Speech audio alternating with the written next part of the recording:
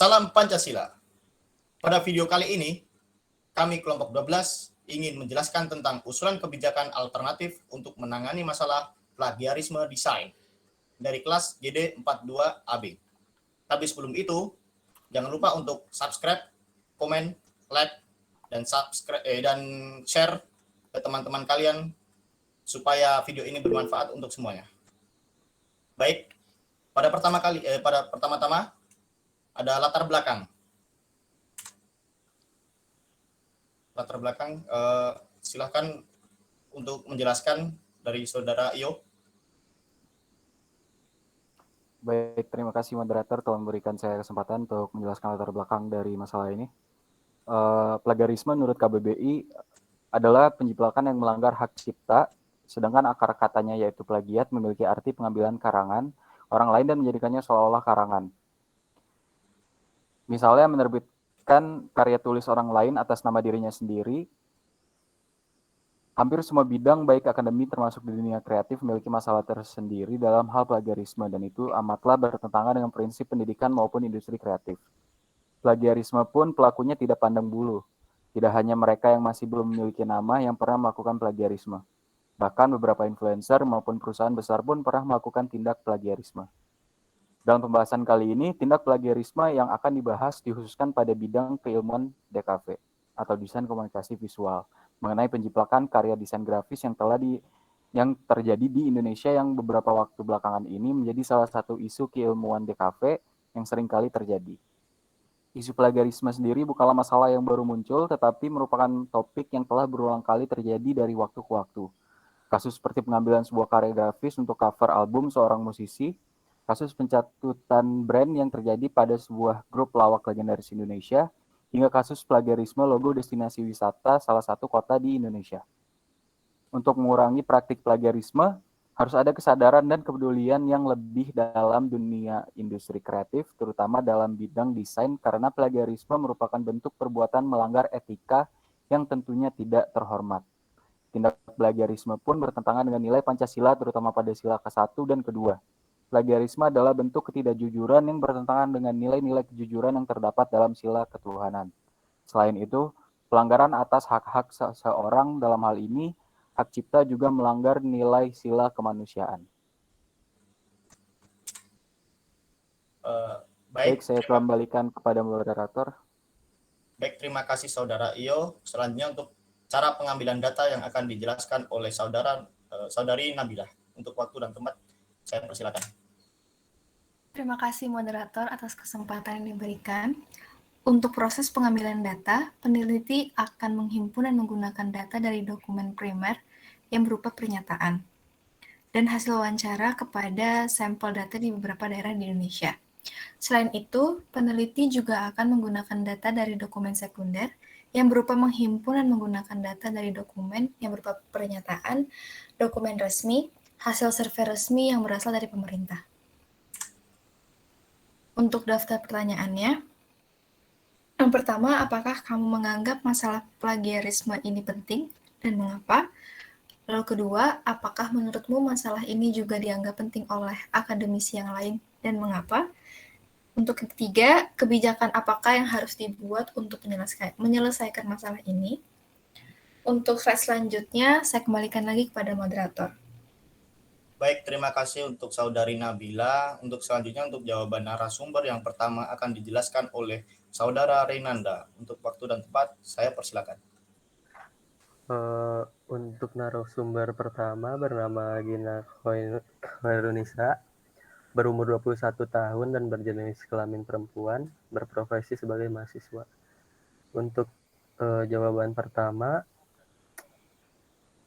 iya, masalah plagiarisme sangat penting apalagi bagi akademisi, terutama di jurusan desain. Karena memang kalangan akademisi adalah kalangan yang paling rawan melakukan plagiarisme, baik disengaja maupun tidak disengaja. Apalagi banyak mahasiswa yang salah mengartikan sebuah kutipan dari Pablo Picasso, yaitu good artist copy, great artist steal. Kata steal dalam kutipan tersebut banyak disalahartikan untuk mencuri karya seseorang. Padahal yang dimaksud Picasso, kata steal itu berarti mencuri inspirasi, ide, dan motivasi untuk membuat sebuah karya dengan gaya kita sendiri. Jika plagiarisme dibiasakan sejak kuliah, maka nantinya akan berdampak di dunia kerja di mana ketika kita dituntut membuat suatu karya dan kita sudah terbiasa menjiplak karya orang lain. Saat karya tersebut ketahuan hasil jiplakan, maka kita bisa digugat oleh orang yang karyanya kita jiplak. Untuk jawaban nomor 2, menurut Hoirunisa sih mereka juga menganggap penting. Namun terkadang ada juga beberapa dari mahasiswa melupakan soal plagiarisme ini, terutama ketika sedang membuat sebuah karya. Bisa saja ada yang berpikiran bahwa tindakan plagiarisme yang kecil itu tidak apa-apa selama masih di bangku kuliah. Padahal sebenarnya juga tidak boleh, apalagi jika sudah memasuki pengerjaan tugas akhir. Ada kalanya dosen juga mengetahui karya tersebut hasil jiplakan atau bukan. Untuk jawaban nomor 3, kalau kebijakan di kampus mungkin dari segi karya tulis sudah ada aturannya. Namun untuk karya seni sepertinya belum ada peraturan tertulis. Mungkin seluruh kampus yang ada di Indonesia bisa lebih memperhatikan lagi masalah plagiarisme di bidang seni dengan cara memberikan aturan atau batasan-batasan yang tidak boleh dilewati saat sedang berkarya. Hal ini juga bisa memberikan dampak untuk mahasiswa agar tidak terbiasa melakukan plagiarisme saat berada di bangku kuliah. Ya, untuk selanjutnya saya kembalikan ke moderator. Baik, terima kasih untuk Saudara Reynanda. Selanjutnya untuk jawaban narasumber yang kedua akan dibacakan oleh saya sendiri. Jadi narasumber kedua ini bernama Erik Fajar dengan umur 27 tahun, jenis kelamin laki-laki dan pekerjaan desainer grafis. Untuk jawaban pertama, sangat penting. Plagiarisme memang memberi kemudahan bahkan kepraktisan. Namun, apabila terbiasa kemudian menjadi budaya, maka berbagai dampak buruk akan terjadi. Pihak yang paling dirugikan dari tindakan ini pada dasarnya bukan orang lain, bukan pula orang yang karyanya dijiplak begitu saja, melainkan pelakunya sendiri. Plagiarisme menjadikan si pelaku punya reputasi buruk, menurunkan rasa percaya diri, menyuburkan sifat pemalas, sumber hambatan terhadap kreativitas, dan kemungkinan pula tersandung kasus hukum. Untuk jawaban nomor 2 adalah desain grafis merupakan bagian dari dunia kreatif, yang mana para desainer dituntut untuk bisa menghadirkan inovasi baru ke dalam karya-karyanya. Namun seiring dengan semakin kreatifnya desainer, para plagiat juga makin kreatif untuk menjiplak karya-karya ini. Padahal sebuah karya dan ide kreatif seseorang adalah hal yang tak ternilai harganya. Oleh karena itu, menurut saya sendiri sebagai seorang desainer, plagiarisme merupakan tindakan tidak menghargai orang lain dan juga merugikan diri sendiri. Untuk jawaban nomor 3 adalah untuk menghindari plagiarisme beberapa hal bisa dilakukan adalah pertama, pastikan data forensik infografis dan desain digital detail. Yang kedua, berikan watermark sebagai penanda kepemilikan pada desain grafis. Dan yang terakhir, desainer dapat mengunggah karya dengan resolusi rendah. Dengan hal tersebut, pihak yang mau menggunakan karya tersebut harus mencari sumber dan meminta izin kepada pemilik karya. Lalu ada juga daftarkan hak cipta pada hak kekayaan intelektual apabila karya memiliki nilai ekonomi. Lalu selanjutnya ada analisa yang akan dijelaskan oleh Saudara Nathan. Waktu dan tempat saya persilakan.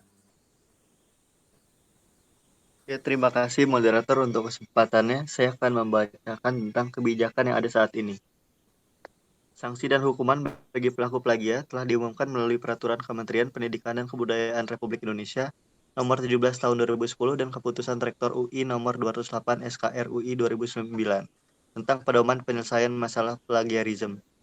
Bab 4 Pencegahan Pasal 7 dari Peraturan Menteri Pendidikan dan Kebudayaan Republik Indonesia Nomor 17 Tahun 2010 tentang pencegahan dan penanggulangan plagiat di perguruan tinggi antara lain menyebutkan bahwa pada setiap karya ilmiah yang dihasilkan di lingkungan perguruan tinggi harus dilampirkan pernyataan dan ditandatangani oleh penyusun bahwa yang pertama, karya ilmiah tersebut bebas plagiat, dan yang kedua, apabila di kemudian hari terbukti terdapat tindakan plagiat dalam karya ilmiah tersebut, maka penulis dikenakan sanksi sesuai dengan ketentuan peraturan perundang-undangan.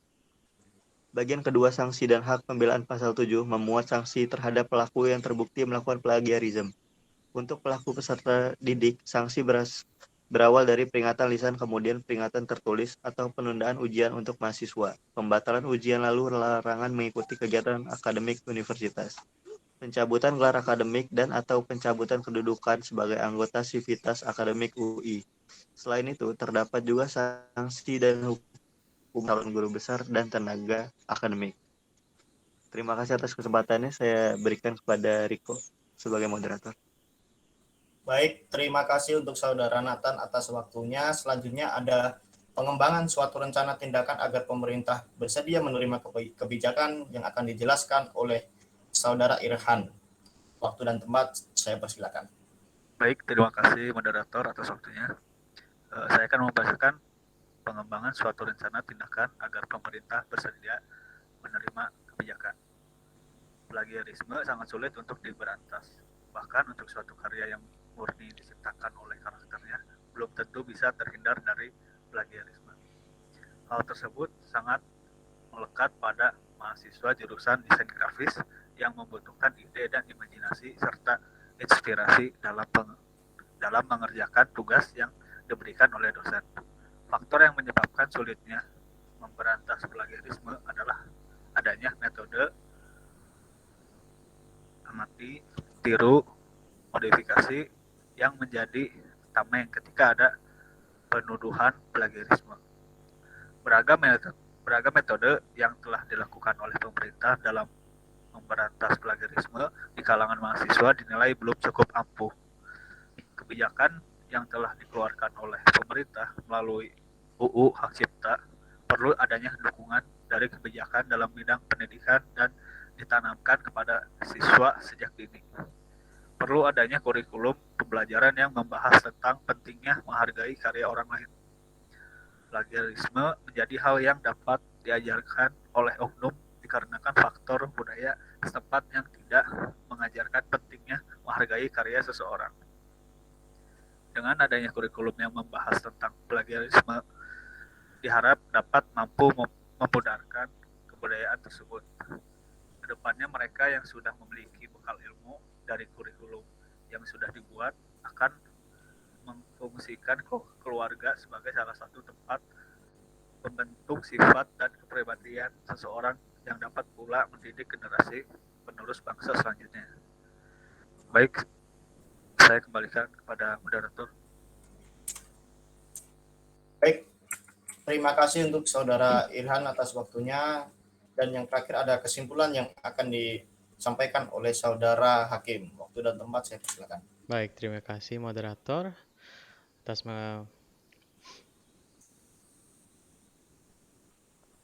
jadi kesimpulannya adalah perbuatan plagiat karya dalam ranah desain grafis perlu diperhatikan karena akan merugikan orang lain dan diri sendiri. Juga bertentangan dengan nilai-nilai sila ketuhanan dan sila kemanusiaan dalam Pancasila. Salah satu metode untuk mengurangi tingkat plagiarisme di Indonesia bisa dilakukan melalui jalur pendidikan, yaitu menanamkan nilai menghargai karya orang lain sejak dini, dan mengenalkan mereka melalui kurikulum yang berisi tentang hal-hal yang dapat dianggap sebagai plagiarisme. Pengaruhnya terhadap mental dan apa yang harus dilakukan ketika karya Anda diplagiat.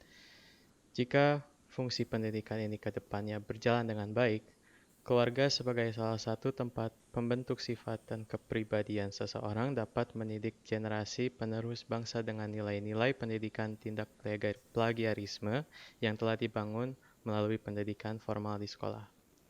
Baik, saya kembalikan kepada moderator. Terima kasih. Terima kasih untuk Saudara Hakim atas penyampaiannya. Dan kita berada di ujung video ini. Terima kasih bagi yang sudah menyaksikan. Kurang lebihnya mohon maaf. Kami pamit undur diri. Assalamualaikum warahmatullahi wabarakatuh. Terima kasih.